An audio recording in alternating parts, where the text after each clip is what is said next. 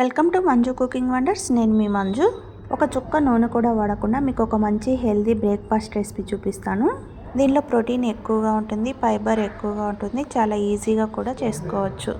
బరువు తగ్గాలనుకునే వారికి ఇది ఒక మంచి రెసిపీ. మరి ఇంకెందుకు ఆలస్యం, లేట్ చేయకుండా ఈ చిక్ పీస్ సాలాన్ని ఎలా ప్రిపేర్ చేయాలో చూసేద్దాం రండి. ఇక్కడ నేను 1 కప్పు కాబూలి శనగలు తీసుకున్నాను. దీనికి 1-2 సార్లు శుభ్రంగా కడిగేసుకొని కనీసం 8 అవర్స్ నానబెట్టుకోవాలి. నేను ముందు రోజు నైట్ నానబెట్టుకుంటున్నాను మార్నింగ్ బ్రేక్ఫాస్ట్కి. మీరు నైట్ టైం చేసుకోవాలనుకుంటే మార్నింగే నానబెట్టుకోవచ్చు. చూడండి, నైట్ నానబెట్టాను. మార్నింగ్కి బాగా నానిపోయి కదా, దీని వాటర్ అంతా వంచేసి 1-2 సార్లు మళ్ళీ కడిగేసుకొని ప్రెషర్ కుక్కర్లో తీసుకోవాలి.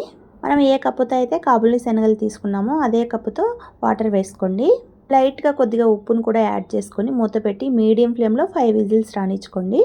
5 విజిల్స్ తర్వాత స్టీమ్ అంతా పోయాక కుక్కర్ మూత తీసి చూడండి, శనగలు అనేవి బాగా కుక్ అయ్యాయి. ఒకవేళ మీకు కుక్ అవ్వకపోతే మరో 2 విజిల్స్ పెట్టేసుకోండి. నాకైతే 5 విజిల్స్కి కరెక్ట్గా ఉడికాయండి. ఇప్పుడు దీనిలోని వాటర్ అంతా తీసేసి మరో బౌల్లోకి ట్రాన్స్ఫర్ చేసుకొని బాగా చల్లారనివ్వండి. ఇవి చల్లారేలోపు మనము ఒక కీరాని ఇలా చిన్న ముక్కలుగా కట్ చేసి పెట్టుకోండి. అలాగే క్యారెట్ తురుము, సన్నగా కట్ చేసిన ఆనియన్, కొద్దిగా కొత్తిమీర అన్నీ తీసుకొని ఇవి బాగా చల్లారిన తర్వాత అందులోకి వేసుకొని కలుపుకోవాలి.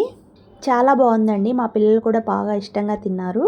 పిల్లలు పచ్చిమిర్చి వేస్తే తినరని నేను ఇక్కడ చిల్లీ ఫ్లేక్స్ వేసుకుంటున్నాను. మీరు పచ్చిమిర్చిని కూడా సన్నగా కట్ చేసుకొని వేసుకోవచ్చు. కొద్దిగా మిరియాల పొడి, కొద్దిగా చాట్ మసాలా, ఆల్రెడీ సాల్ట్ వేసుకున్నాము, చూసుకొని కొద్దిగా వేసుకోండి. 1 కప్పు పెరుగు వేసి వీటిని అంతటినీ బాగా కలిపేసుకోవాలి. ఇందులోనే 1 స్పూన్ నిమ్మరసం కూడా వేసుకొని దీన్ని అంతటినీ బాగా కలిపేసుకోండి. ఈరోజు మార్నింగ్ టిఫిన్ ఏమీ చేయకుండా మార్నింగ్ టిఫిన్ బదులు మేము ఇదే చేసుకొని తిన్నామండి. ఎప్పుడు ఇడ్లీ దోశ కాకుండా ఇలాంటి హెల్దీ బ్రేక్ఫాస్ట్ చేసుకొని కూడా తినండి, చాలా బాగుంటుంది. ఇందులోనే ఇంకొంచెం టేస్ట్ యాడ్ చేయడానికి వేయించి పెట్టుకున్న నువ్వులు, సన్ఫ్లవర్ సీడ్స్, పుచ్చకాయ విత్తనాలు వేసుకున్నాను. ఇవి వేయడం వల్ల మధ్య మధ్యలో తినేటప్పుడు అవి తగలడం వల్ల టేస్ట్ చాలా బాగుంటుంది. మీ దగ్గర ఉంటే వేసుకోండి, లేకపోతే స్కిప్ చేసేయండి. మీరు కనుక ఫస్ట్ టైం మన వీడియో చూస్తున్నట్లయితే ప్లీజ్ లైక్ చేసి సబ్స్క్రైబ్ చేసుకోండి.